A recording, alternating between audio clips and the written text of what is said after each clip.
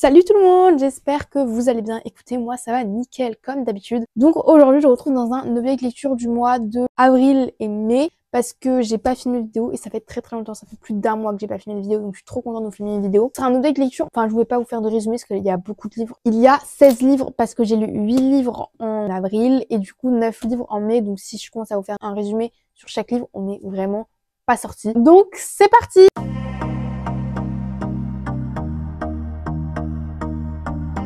Alors attendez, je me suis aussi un peu recadrée parce que j'étais un peu sur le côté. Enfin bref. Première lecture, vous l'avez vu dans un reading vlog, je lis 3 romances. Un automne pour te pardonner. Donc j'ai même pas besoin de faire un résumé, allez voir la vidéo. Enfin je vous la mets du coup en bio. C'est la saga season de Morgane Moncombe qui était sortie en poche fin février je crois. Et du coup j'ai mis un 4 étoiles. Mais en y réfléchissant un peu plus maintenant, c'était très intéressant. J'ai beaucoup aimé mais il y a juste une énorme incohérence. Donc ceux qui l'ont lu, venez m'écrire en MP sur Instagram ou dans les commentaires. Parce que je sais pas si je suis la seule à m'être rendu compte de cette énorme incohérence et je trouve que du coup ça a gâché une partie de ma lecture. Et du coup j'ai lu aussi Un hiver pour te résister. Donc là ça va être du patinage artistique où on va parler de mondiaux, de compétition, donc on est vraiment dans l'environnement de compétition avec des coachs qui sont très présents. Bon ça c'était assez sympa avec une proximité forcée. On est sur plus un enemies to lovers avec de l'harcèlement et là on est plus sur sensibilisation sur le handicap. Et lui c'était un 4 étoiles parce que je me voyais pas mettre moins parce que j'ai adoré l'univers du patinage artistique, mais en y repensant j'aimerais bien mettre moins, mais je voyais pas me mettre 3,5 ou 3,75 parce que je trouvais que ça faisait peu alors que j'ai apprécié ma lecture. Pareil, j'ai vu des incohérences. Je sais pas si vous avez vu mon book haul, mais il y aura un vlog lecture qui va sortir sur la saga Season. Mais il arrivera que quand ils seront tous sortis. Le dernier n'est pas encore sorti. Le temps qu'il arrive, je pense que le vlog sera juillet-août quoi. Donc voilà, j'ai aussi lu dans ce vlog Je suis ton soleil de Marie Pavenko aux éditions Paul Fiction. Donc je crois que c'est Gallimard Jeunesse en brochet, enfin de base. Je pensais que c'était une romance mais genre pure et en fait non ça va, ça parle aussi de la vie, enfin c'est d'une jeune fille qui s'appelle Déborah, qui a une mère qui découpe frénétiquement des magazines, un père qui est complètement absent et un chien qui lui bave dessus, qui est plus une corvée qu'autre chose. C'était un 4 étoiles, j'ai vraiment bien apprécié, c'était vraiment good vibe, ça donnait de l'espoir et je m'attendais pas du tout mais cette autrice, elle a vraiment abordé des sujets profonds. Du coup c'était vraiment un super livre pour ce point-là. Et ensuite dans ce vlog lecture j'ai aussi lu du coup Endless Fall de Louise Langlois, édition Le Livre de Poche Jeunesse. Donc cette fois-ci c'est une romance mais sans scène explicite, donc vraiment accessible 15-16 ans quoi, facile. J'ai bien aimé, c'était un 3,5 étoiles, encore une fois le monde du patinage artistique, j'ai vraiment adoré. Pour moi, il y avait clairement des longueurs, c'est pour ça que c'est que un 3,5. Par exemple, je trouve qu'il y a peut-être 100 pages en trop. Sinon, je trouve que l'auteur, elle aborde des sujets assez forts et importants. Enfin, en fait, dans les 3 lectures que j'ai lues, là, il y a le harcèlement, les blessures, là, il y a encore le harcèlement.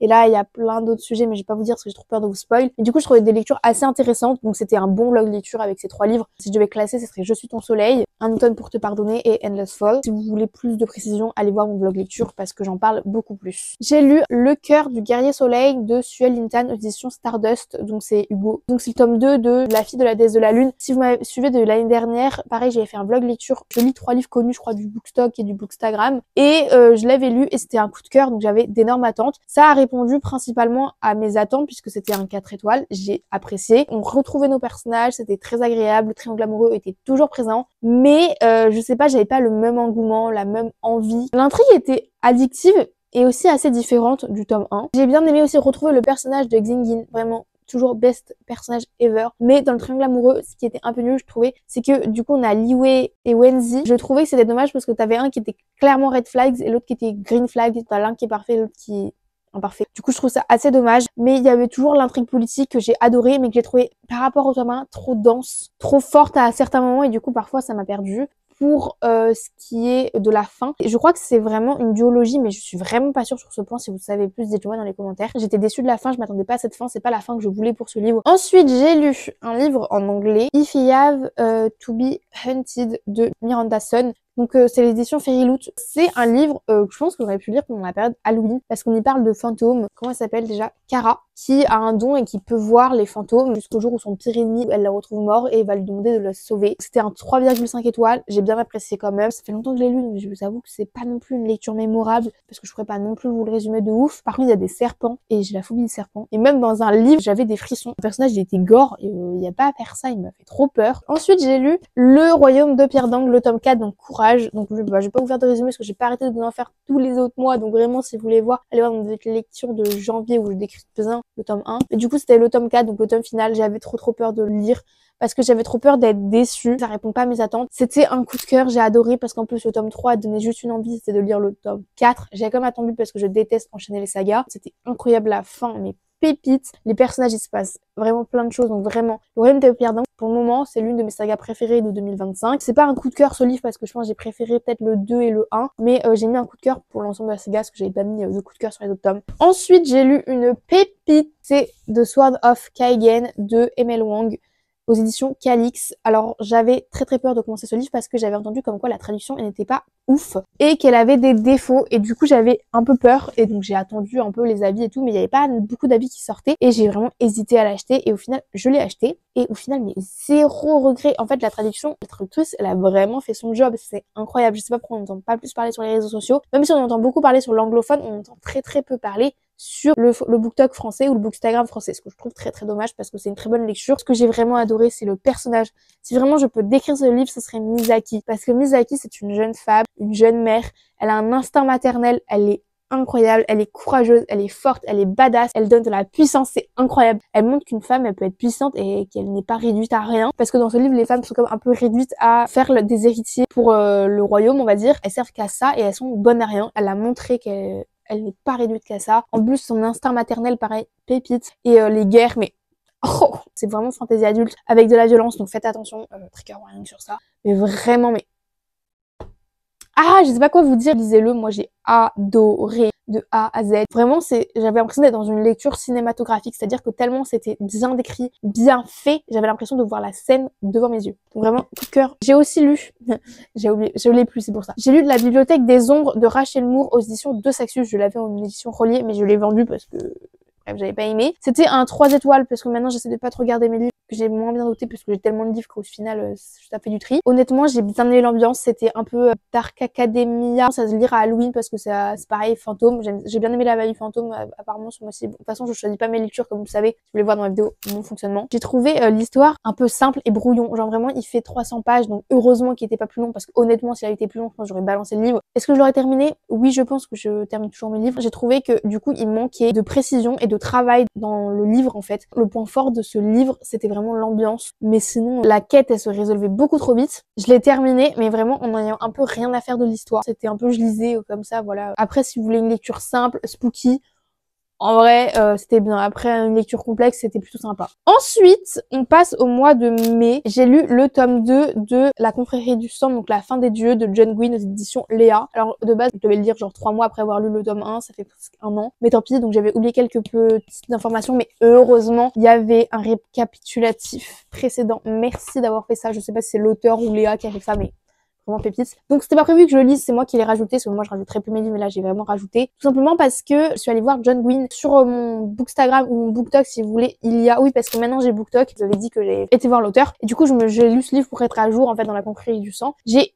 énormément aimé, donc c'était un 4 étoiles. Mais alors qu'est-ce que c'est complexe et qu'est-ce que c'est dense, faut s'accrocher. J'ai l'impression de lire très lentement ce livre, mais je préférais lire lentement que hyper rapidement et que je ne comprenne rien du tout. Mais vraiment, je pourrais même pas vous résumer ce livre tellement c'est compliqué. Je vous conseille de lire La Confrérie du Sang, par contre, pour public averti et 18 ans et plus. Ensuite, c'est Le Serment des Traqueurs de Laetitia Lajoigny, audition La Martinière Fiction. Donc déjà, je vais pas le revendre parce que du coup, il m'a été donné lors d'une commande. Et en plus, il est détente. Je vais le garder, c'est pas grave. Donc c'est une déception parce que c'était un 2,5 étoiles. Et en plus, je croyais qu'il l'avait mis dans 15 ans et plus, donc je m'attendais à quelque chose d'assez complexe. Et au final, pas du tout, c'est plutôt jeunesse. Les personnages très peu développés, très enfantins, et j'ai pas du tout été attachée aux personnages. Le seul point fort de ce livre, si je puis dire, c'est l'originalité, parce qu'en fait, les alchimistes continuent leur magie grâce à des sacrifices d'animaux. Enfin, l'univers qui était très original. Ensuite, j'ai lu Nevernight, une grosse pavasse, de J. Christophe aux éditions de Saxus.